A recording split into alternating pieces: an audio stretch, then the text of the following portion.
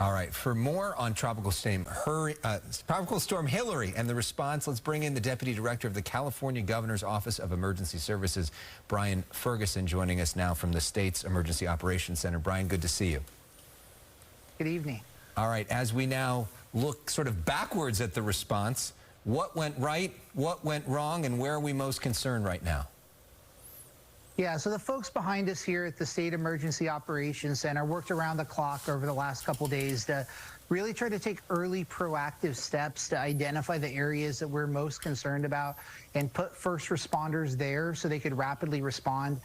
Certainly, as your coverage has shown, our deserts and mountain regions, particularly areas that have experienced wildfires in recent years, were the areas that are most at risk. And we're happy to report tonight that we have not have any evidence of a fatality.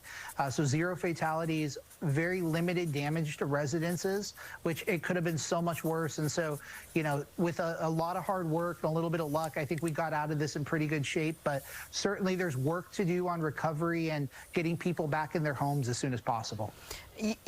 Alex and I were here yesterday, Brian. We were in the newsroom, of course, talking about our coverage that was supposed to begin at 4 o'clock yesterday, when all of a sudden that 5.1 magnitude earthquake struck not too far in nearby Ojai.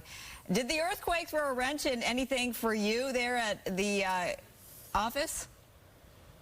Well, it certainly got everyone excited for a little bit, but one of the things that we've learned in recent years is California, things tend to be bigger and better here, and sometimes that means we have overlapping emergencies happening at the same time, and we've had that in recent years, and and that practice really paid off, that we're able to pivot quickly, evaluate what happened with the earthquake.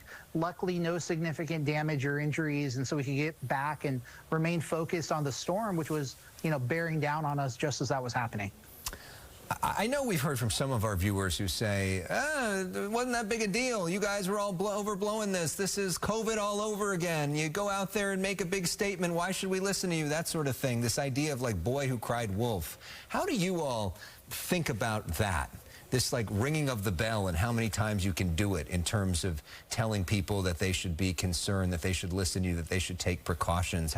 How do you strategize in terms of that to not overdo it when it comes to getting trust from the people?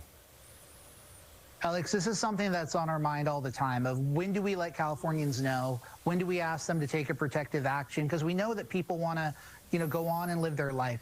Make no mistake that this particular storm was one of the worst our state has seen in close to 75 years. And it's only because Californians did pay attention, that they did stay inside, that they did heed evacuation warnings, that we're standing in a place today where, virtually everyone came out unscathed. And we always want to learn more, get a little bit better. But in this instance, I think it was prudent to do that. We'd rather always be over-prepared than under-prepared. And, certainly this will not be the last time this season. We still have a fire season ahead of us.